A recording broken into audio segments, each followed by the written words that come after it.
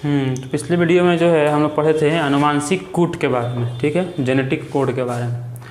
उसमें हम पढ़े थे कि जेनेटिक कोड जो है आनुवांशिक कूट किसे कहते हैं, कितने प्रकार का होता है। तो पढ़े थे कि जो कोडोन होता है वो 64 प्रकार का होता है।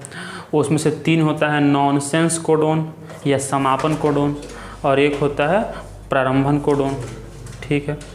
फिर हम लोग पढ़े थे कि जो आनुवांशिक कूट है उसकी क्या क्या विशेषताएं होती हैं, ठीक है। तो पढ़े थे कि वो जो होता है अस्पष्ट होता है, ठीक है, सार्वभौमिक होता है ना, स्पेसिफिक होता है, विशिष्ट होता है। तो ये सब चीज़ें हम लोग पढ़े हुए थे। आज हम लोग पढ़ेंगे मानव जीनोम परियोजना, ह्यूमन जीनोम प्रोजेक्ट। इम्पोर्टेंट है, ये बहुत इम्पोर्टेंट प्रोजेक्ट है। एक परियोजना है जो शुरू किया गया था 1990 में। कब शुरू किया गया था? 1990 में। यूके के वेलकम ट्रस्ट के द्वारा, यूनाइटेड किंगडम में वेलकम ट्रस्ट है, वहीं के द्वारा वेलकम ट्रस्ट के द्वारा मानव जीनोम परियोजना शुरू किया गया। अब बाद में इसमें चीन, अमेरिका, कनाडा, ब्राज़ील, हर एक देश, पूरा विश्व जो है इस परियोजना में शामिल हो गया। 1990 में शुरू हुआ वेलकम ट्रस्ट के द्वारा। फिर इसमें ब्रिटेन का रॉयल सोसाइटी, इसके अलावा जो है चीन, जितना भी मतलब पूरे विश्व में जितना भी वैज्ञानिक संगठन है वो सब इस परियोजना से जुड़ गया, ठीक है। और 1990 से ये शुरू हुआ और 2003 तक ये चला, 13 साल। और 13 साल तक पूरे विश्व के वैज्ञानिक एक साथ काम किए। पूरे 13 साल पूरे विश्व के जो इस लाइन के वैज्ञानिक थे, क्रोमोजोम और इसके बारे में बायो इन्फॉर्मेटिक्स कहते हैं, इसको आगे हम लोग पढ़ेंगे, उसके जो वैज्ञानिक 13 साल तक एक साथ काम किए इस परियोजना पर। ये जो परियोजना था मानव जीनोम परियोजना, ऑफिशियली 2003 में ख़त्म कर दिया गया, लेकिन एक्चुअल में ये 2006 तक चला। इसमें किया गया जितना भी क्रोमोजोम है 23 जोड़ा, उन सब पे जितना भी जीन है, जितना भी नाइट्रोजनी क्षार है, उस सब पता लगाया गया कि किसी इंसान का अगर डीएनए है तो डीएनए में क्या होता है। हम लोग पढ़े थे डीएनए के बारे में कि डीएनए में जो होता है नाइट्रोजनी क्षार होता है, ठीक है, और 3 अरब नाइट्रोजनी क्षार होता है। एक मनुष्य का जो कोशिका जो केंद्रक होता है उसके अंदर 2.2 मीटर लंबा डीएनए होता है।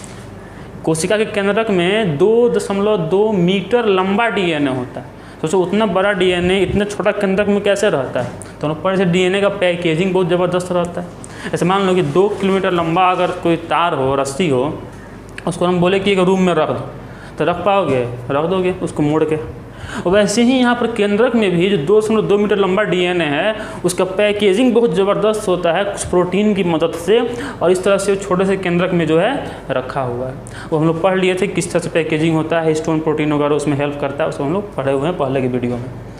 तो आज ये पढ़ना है कि ये जो परियोजना है इसमें क्या मालूम चला कि पूरा जो डीएनए है वहाँ पर जो नाइट्रोजनी क्षार है, एडेनिन, थाइमिन, ग्वानिन, साइटोसिन, 4 ही मतलब ये होता है नाइट्रोजनी क्षार होता है, और उसका पूरा एक क्रम होता है पूरा डीएनए पर। तो जो क्रम है वो किस क्रम से क्या होता है, कौन जीन किस चीज़ को नियंत्रित करता है, किस तरह का क्रम रहेगा तो कौन सा जीन बनेगा, तो कौन सा प्रोटीन बनेगा, हर एक चीज़ डीएनए के बारे में वो सब पता लगाया गया इस परियोजना में। इस परियोजना में जो है कितने साल लगभग ये परियोजना चला? 13 साल। ऑफिशियली 3 साल और आगे एक्सटेंड किया गया, क्योंकि जो 23 क्रोमोजोम था, 23 जोड़ा होता है ना, तो जो 23 क्रोमोजोम था, मतलब देखो 23 जोड़ा क्रोमोजोम होता है, तो जो जोड़ा वाला होता है मतलब 23 जोड़ा 46 क्रोमोजोम जो होता है उसमें से 23 आया होता है किससे? पिता से, और 23 आया होता है किससे? माता से। 23 होता है फादर पैटर्नल क्रोमोजोम, 23 होता है मैटरनल क्रोमोजोम। 23 पिता से आया, 23 माता से आया होता है। और वो जो 23 क्रोमोजोम है, जो 23 गुणसूत्र है, उसको कहा जाता है जीनोम। पढ़े थे हम लोग पहले कि जीनोम क्या होता है। एक जो अगुणित कोशिका होती है उसमें जो क्रोमोजोम का संख्या होता है उसको क्या कहते हैं? जीनोम। तो मनुष्य का जो अगुणित कोशिका है उसमें कितना क्रोमोजोम होता है? 23 क्रोमोजोम। तो कितना उसमें जीनोम में कितना क्रोमोजोम हुआ? 23 क्रोमोजोम हुआ। तो 23 क्रोमोजोम में जो पहला नंबर क्रोमोजोम था, फर्स्ट क्रोमोजोम, उसी फर्स्ट क्रोमोजोम में ये 3 साल एक्स्ट्रा लग गया, 2003 से लेकर 2006 तक। तो बाकी सब क्रोमोजोम के बारे में 13 साल में जानकारी ले लिया गया, ठीक है। और कितने क्षार युग्म होते हैं? 3 अरब क्षार युग्म होते हैं, और हर एक क्षार युग्म पे $3 खर्च हुआ था उस समय। एक क्षार युग्म के बारे में पता करने में कितना खर्च हुआ था? $3। तो टोटल खर्चा कितना हो बताओ? इस परियोजना में टोटल खर्च कितना हुआ, 9 अरब डॉलर का खर्च हुआ। कितना खर्च हुआ, 9 अरब डॉलर, 9 अरब डॉलर, 9 बिलियन डॉलर का खर्च इस पूरे परियोजना में हुआ। क्योंकि 3 अरब क्षार युग्म था और हर एक क्षार युग्म पे $3 खर्च हुआ और टोटल 9 अरब डॉलर जो है खर्च हुआ। इस परियोजना से जो रिजल्ट निकला उसको लिखने के लिए 3300 किताब लिखा गया, 3300 किताब। हर एक किताब में 1000 पन्ना था और हर एक पन्ना में 1000 शब्द थे। जो परियोजना से रिजल्ट मिला उसको एक जगह लिखने के लिए 3300 किताबें लिखी गई। हर एक किताब में 3300 किताब में से हर एक जो बुक था, हर एक बुक में 1000 पेजेस थे और हर एक पेज पर 1000 वर्ड था, 1000 शब्द था। इतना लंबा चौड़ा ये जो परियोजना है ये चला था। और इसको पढ़ने के लिए बायोलॉजी में एक अलग से ब्रांच बना दिया गया, शाखा बना दिया गया, जिसको बोलते हैं जैव सूचना विज्ञान, बायो इन्फॉर्मेटिक्स। तो बायो इन्फॉर्मेटिक्स एक अलग से शाखा बनाया गया बायोलॉजी में, जहाँ पर केवल और केवल जो मानव जीनोम परियोजना है उसके रिजल्ट के बारे में, उससे क्या क्या बातें सामने आई उनके बारे में अध्ययन किया जाता है। जीव विज्ञान की उस शाखा को क्या कहते हैं, जैव सूचना विज्ञान कहते हैं। अंग्रेजी में कहते हैं बायो इन्फॉर्मेटिक्स, बायो इन्फॉर्मेटिक्स। ठीक है, तो पहली बात ये कि मानव जीनोम परियोजना है क्या। तो ये एक परियोजना है, प्रोजेक्ट है जो क्यों शुरू किया गया, तो मानव के जीनोम पर उपस्थित डीएनए, जीनोम पर उपस्थित जीन के बारे में पता करने के लिए, या बोल सकते कि मानव के जीनोम पर उपस्थित नाइट्रोजनी क्षार के क्रम में पता करने के लिए इस परियोजना की शुरुआत की गई। तो जितना बात हम बोल रहे हैं सब बात बता रहा, लिखते जाओ, वीडियो को पॉज करके लिखते रहो। ठीक है, लिखते रहोगे तभी याद रहेगा, नहीं तो फिर वीडियो खत्म हो जाएगा और फिर कुछ जितना चीज़ हम बोलेंगे सब कुछ बाद जो है भूल जाओगे। इसलिए बेहतर है कि लिखते रहो हर एक चीज़ को, वीडियो को पॉज करो, जहाँ लगता है कि लिखने वाली बात है उसको लिखो। तो मानव जीनोम परियोजना जो है क्यों शुरू किया गया, तो जीनोम पर उपस्थित नाइट्रोजनी क्षार के क्रम के बारे में पता करने के लिए ये परियोजना शुरू किया गया। कब शुरू किया गया, तो यह परियोजना 1990 में शुरू किया गया जो 2003 तक चला। ठीक है, इसका लक्ष्य क्या था, इसका लक्ष्य था कि जीनोम पर उपस्थित सभी जीनों के बारे में पता लगाना कि सभी जीन का, किस जीन का क्या काम होता है, कितने क्षार युग्म है, कौन क्षार युग्म मिलता है तो कौन जीन बनता है, कौन जीन किस चीज़ को नियंत्रित करता है, वो सब पता लगाना इसका काम था। और आज हम लोग पास सारा इन्फॉर्मेशन है, आज किसी का डीएनए देखकर उसके बारे में सब बात बतलाया जा सकता है। सभी बातें जो अभी उसको दिखाई भी नहीं दे रही होंगी वो सब बात उसके डीएनए में लिखा हुआ है। मुश्किल से 10-12 हज़ार का टेस्ट होता है, उससे पूरा डीएनए पढ़ लिया जाता है। डीएनए पढ़ के उसका कितना पूर्वज पहले उसके में कौन सा बीमारी था, अभी उसके में कौन सा बीमारी हो सकता है, आगे कौन बीमारी हो सकता है, हर एक चीज़ उसका लक्षण हर एक चीज़ मालूम चल जाता है इस परियोजना के चलते। तो बहुत ही महत्वपूर्ण परियोजना था ये। इस परियोजना में जिसके 3 अरब क्षार युग्म होते हैं डीएनए पर, और हर एक क्षार युग्म पर पता लगाने में $3 खर्च हुआ था। टोटल 9 अरब डॉलर खर्च हुआ था। पूरा विश्व में इसमें भाग लिया था। उसके अलावा इसमें जो रिजल्ट मिला था उस लिखने के लिए 3300 किताबें लिखी गई। हर एक किताब में 1000 पेज थे और हर एक पेज पर 1000 वर्ड था। और इसको एक जगह पढ़ने के लिए विज्ञान की एक अलग शाखा बनाई गई जिसको बोलते हैं जैव सूचना विज्ञान, बायो इन्फॉर्मेटिक्स।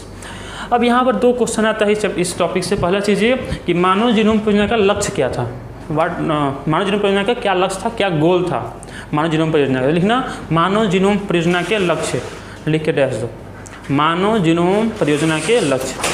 तो सबसे पहला लक्ष्य मानव जीनोम परियोजना के लक्ष्य, सबसे पहला कि इसका लक्ष्य मानव जीनोम पर उपस्थित नाइट्रोजनी क्षार के क्रम में पता लगाने को था।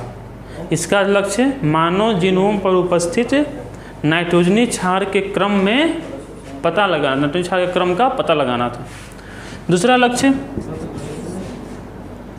इसका लक्ष्य जीनों के बारे में 20 से 25 हज़ार जो जीन उपस्थित हैं उनके बारे में पता लगाने का इसका लक्ष्य था। इसका 2 महत्वपूर्ण लक्ष्य था, एक तो नाइट्रोजनी क्षार का क्रम पता लगाना था और दूसरा क्या पता लगाना था कि जीन किस तरह से है और कौन सा जीन किस लक्षण को नियंत्रित करता है, ये पता लगाना था।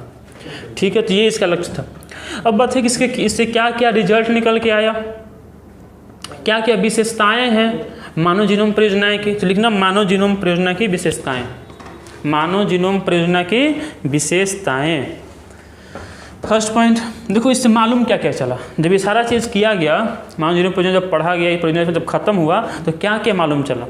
इससे पहला चीज़ ये मालूम चला कि उसके पहले ये अनुमान लगाया जा रहा था, मतलब इस परियोजना से पहले, कि डीएनए पर लगभग 80 से 85 हज़ार जीन होगा, लेकिन बाद में मालूम चला कि केवल 20 से 25 हज़ार जीन ही उपस्थित होते हैं। कितने जीन होते हैं? 20,000 से 25,000 जीन कितने होते हैं? 20,000 से 25,000। ठीक है, तो पहला इसमें क्या हो जाएगा कि डीएनए पर या मानव जीनोम में कुल, देखो जो हम जीनोम बोल रहे हैं तो अगुणित कोशिका का बात कर रहे हैं। जीनोम किसे कहा जाता है? अगुणित कोशिका में जो क्रोमोसोम है, जो टोटल गुणसूत्र है, उसको जीनोम कहा जाता है। तो जीनोम में कितने जीन होते हैं? 20,000 से 25,000। उसके पहले ये लग रहा था कि 80,000 के लगभग में जीन होगा, लेकिन बाद मालूम चला कि 20,000 से 25,000 ही जीन है। और प्रत्येक जीन में 3,000 क्षार युग्म होते हैं। प्रत्येक जीन में क्षार युग्म कितने होते हैं? 3,000। एवरेज, औसत, किसी में ज़्यादा ही हो सकता है, किसी में कम भी हो सकता है। देखो जीन है क्या? डीएनए का टुकड़ा, डीएनए का टुकड़ा ही तो जीन है। और डीएनए क्या है? क्रोमोसोम का टुकड़ा। क्रोमोसोम बना है डीएनए से, डीएनए बना है जीन से। तो डीएनए में जो इसका भाग होता है, डीएनए का जो वो हिस्सा है जो किसी लक्षण को नियंत्रित करता है, उसी को तो जीन कहा जाता है। जीन की अलग से छोड़िए, जीन क्या है? डीएनए का वह टुकड़ा, डीएनए का वह टुकड़ा जो किसी लक्ष्य को नियंत्रित करता हो या किसी लक्षण को नियंत्रित करता हो। ऐसे मान लो कि डीएनए का जो ये टुकड़ा है, या अब यहाँ पर क्या है? क्षार युग्म है, adenine, thymine, guanine, cytosine. Adenine का पेयरिंग किससे होता है? थाइमिन से। सब पढ़ चुके, बहुत पुराना बात हो गया। ग्वानिन का किससे होता है? साइटोसिन से। एडेनिन, थाइमिन कितने बंधन होते हैं? 2 बंधन। ग्वानिन, साइटोसिन कितने बंधन होते हैं? 3 बंधन। तो जो नाइट्रोजनी क्षार युग्म है, ठीक है, तो मान लो कि ये टुकड़ा जो है ये किसी लक्षण को, मान लो कि लंबाई को नियंत्रित कर रहा हो, तो ये जो टुकड़ा है ये क्या कहलाएगा? जीन कहलाएगा। तो डीएनए में से बहुत सारे, जरूरी नहीं है कि डीएनए में एकदम जीन जो है एकदम लाइन से होंगे, नहीं, बहुत ऐसे नाइट्रोजनी क्षार होते हैं, कुछ टुकड़ा ऐसा होता है जो किसी भी लक्षण को नियंत्रित नहीं करता है, उसको कहा जाता है इंट्रॉन। 2 चीज़ें होती हैं, एक इंट्रॉन, एक एक्सॉन। आगे हम लोग पढ़ेंगे। एक्सॉन क्या होता है? तो जो भाग किसी लक्षण नियंत्रित करता है, मतलब जीन है, उसी को एक्सॉन कहते हैं, सिस्ट्रॉन कहते हैं। इसे हम आगे पढ़ेंगे, ठीक है। तो जीन कितने होते हैं? 20,000 से 25,000 जीन होते हैं, ठीक है। दूसरा बात क्या मालूम चला कि डीएनए पर कुल क्षार युग्मों की संख्या 3 अरब होती है। डीएनए पर कुल क्षार युग्म, जैसे कि दिख रहा है ना, एडेनिन है, के सामने कौन है? थाइमिन। यहाँ पर क्षार युग्म है। एडेनिन, थाइमिन में कितने हाइड्रोजन बंधन होते हैं? 2 हाइड्रोजन बंधन। गुआनिन, साइटोसिन में कितने हाइड्रोजन बंधन होते हैं? 3 हाइड्रोजन बंधन। बताओ तो डीएनए के एक मुड़ाव की लंबाई कितनी होती है? 34 एंगस्ट्रम। कितना होता है? 34 एंगस्ट्रम। और 1 एंगस्ट्रम कितना मीटर होता है? 1 एंगस्ट्रम में होता है 10⁻⁻10 मीटर। पढ़े होगे फिजिक्स में, इसको फिजिक्स में पूरा पढ़े होगे ना मात्रा। 1 मिलीमीटर कितना होता है? सेंटीमीटर कितना होता है? माइक्रोमीटर कितना होता है? नैनोमीटर कितना होता है? एंगस्ट्रम कितना होता है? पिकोमीटर क्या होता है? फेब्रोमीटर क्या होता है? फिजिक्स में लिखे होगे, ये हम भी लिखवाए थे इसको, कि 1 एंगस्ट्रम कितना होता है? 10⁻⁻10 मीटर होता है, ठीक है। और एक जो डीएनए का जो ये मुड़ाव होता है, उसमें क्षार युग्म कितने होते हैं? 10। कितने होते हैं? 10। तो 2 क्षार युग्मों के बीच की दूरी कितनी हुई? 3.4 एंगस्ट्रम। सोचो, इसकी पूरी लंबाई है 34 एंगस्ट्रम, और एक पूरी लंबाई में जो क्षार युग्म है वो 10 है, तो 2 के बीच की दूरी कितनी हुई? 3.4 एंगस्ट्रम। या अगर हम इसको बोल दें 34 एंगस्ट्रम को हम क्या बोल सकते हैं? 3.4 नैनोमीटर। इसको क्या बोल देंगे? 0.34 नैनोमीटर। इसे हम लोग पढ़ चुके हैं पहले भी। तो पहले चीज़ क्या देखें कि मानव जीनोम में कुल जीन कितने होते हैं? 20,000 से 25,000। दूसरा, प्रत्येक जीन में औसतन 3,000 क्षार युग्म पाए जाते हैं। प्रत्येक जीन में औसतन कितने क्षार युग्म होते हैं? 3,000 क्षार युग्म औसतन। किसी में ज़्यादा हो सकता है, किसी में कम भी हो सकता है। तीसरी बात कि सबसे ज़्यादा क्षार युग्म डिस्ट्रोफिन जीन में पाया जाता है, या कह सकते हैं कि सबसे लंबा जीन डिस्ट्रोफिन है। कौन जीन है? लिख लेना कि सबसे लंबा जीन डिस्ट्रोफिन है, जिसमें 2.4 करोड़ क्षार युग्म पाए जाते हैं। कितने पाए जाते हैं? 2.4 करोड़ क्षार युग्म पाए जाते हैं किसमें? डिस्ट्रोफिन जीन में। हर एक जीन में अलग अलग क्षार युग्म होता है, औसतन 3000 क्षार युग्म होता है, लेकिन डिस्ट्रोफिन में कितना होता है? 2.4 करोड़। सबसे लंबा जीन कौन है? डिस्ट्रोफिन है। ठीक है, पहली बात क्या आप समझे कि जीनोम पर कितना जीन होता है? 20,000 से 25,000। दूसरी बात कि प्रत्येक जीन में औसतन या प्रत्येक जीन औसतन 3000 क्षार युग्मों का बना होता है। तीसरा बात कि सबसे लंबा जीन डिस्ट्रोफिन है, जिसमें 2.4 करोड़ क्षार युग्म पाए जाते हैं, तथा सबसे छोटा जीन TDF है। सबसे छोटा जीन TDF, फुल फॉर्म होता है testis determining factor. Testis determining factor, जिसमें 14 जोड़ी क्षार युग्म पाए जाते हैं या 14 क्षार युग्म पाए जाते हैं। सबसे लंबा जीन कौन है? डिस्ट्रोफिन। कितने क्षार युग्म? 2.4 करोड़। सबसे छोटा जीन कौन है? TDF। कितना क्षार युग्म? 14 क्षार युग्म। कितना क्षार युग्म? 14 क्षार युग्म। ठीक है, नेक्स्ट सबसे अच्छा देखो, जितना जीन के बारे में हमको पता है कि इतना जीन, कितना जीन हम लोग को पता है 20 से 25,000 कितना जीन है, उसमें से 50% से अधिक जीन कोई काम नहीं करता है। मतलब उसका काम क्या है पता ही नहीं है। लिख लेना इस बात को, जितना जीन बारे में पता है उसमें से 50% से अधिक जीन का 50% से अधिक जीन का काम नहीं पता है। ठीक है, और जितने का काम पता है उसमें से केवल 2% जीन ही काम करते हैं। अब जीन का काम क्या है? प्रोटीन बनाना। जीन का काम क्या है? प्रोटीन बनवाना। किसके पास जाकर? राइबोसोम के पास जाकर। जीन क्या करता है? DNA से आता है RNA में, RNA से जाएगा राइबोसोम के पास, राइबोसोम क्या करेगा? उसका प्रोटीन बनाएगा। जितना जीन है उसमें से 50% से अधिक जीन का काम हम लोग को नहीं पता कि वो करता क्या है, क्यों है। तो इस पर रिसर्च चल रहा है कि क्यों है वो। हो सकता है कि भविष्य में हमारे अतीत में जब हमारे पूर्वज थे तो उनमें वो काम कर रहा हो, हम में वो काम नहीं करता है, या कौन क्या काम कर रहा था भी नहीं पता है हम लोग। और जितना जीन के बारे में पता है उसमें से 2% जीन ही काम करता है, बाकी जीन प्रोटीन नहीं बनाता है।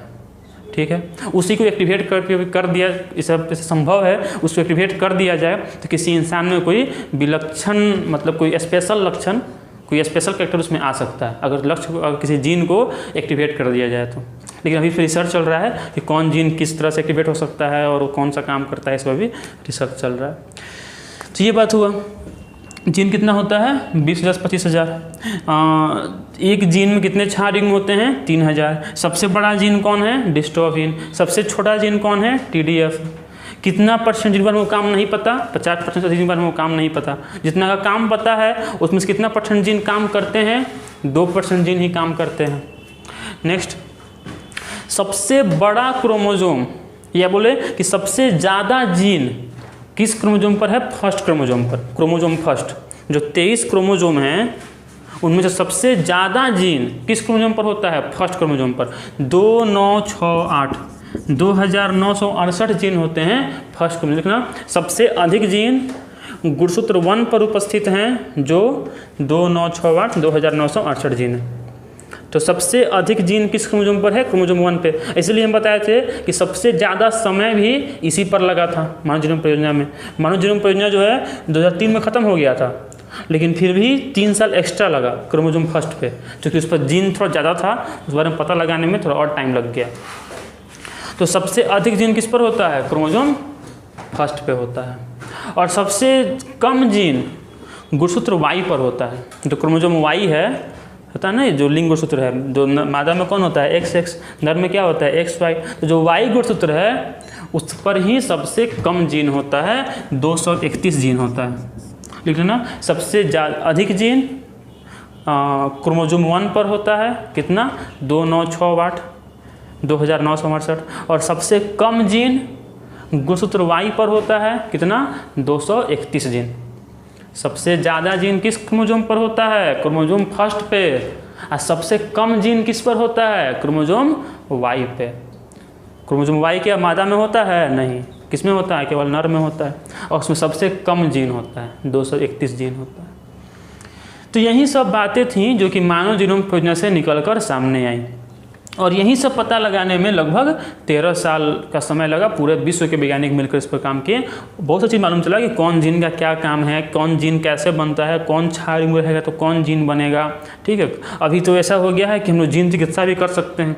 मतलब किसी को आनुवांशिक विकार है, आनुवांशिक रोग है, तो उसमें भी उसके जीन में उलट फेर करके उसके लक्षण को हम लोग बदल सकते हैं। क्योंकि सब लक्षण को कंट्रोल कौन कर रहा है? जीन ही तो कर रहा है। जीन मैसेज भेज रहा है राइबोसोम के पास, राइबोसोम उस तरह का प्रोटीन बना रहा है और उस तरह का लक्षण दिखाई दे रहा है। अगर जीन ही चेंज हो जाए तो प्रोटीन चेंज हो जाएगा, प्रोटीन चेंज हो जाए तो लक्षण चेंज हो जाएगा। और जीन को हम लोग चेंज कर सकते हैं बाहर से, उसको बोलते हैं जीन चिकित्सा। तो यही सब बात था मानव जीनोम परियोजना का। फिर से देख लो इसमें, फिर ख़त्म करते हैं ये वीडियो। मानव जीनोम परियोजना की शुरुआत कब हुआ? 1990 में। कब ख़त्म हुआ? 2003 में। ठीक है, कितना इस पर टोटल खर्च आया? 9 अरब डॉलर खर्च आया। कितना खर्च आया? 9 अरब डॉलर।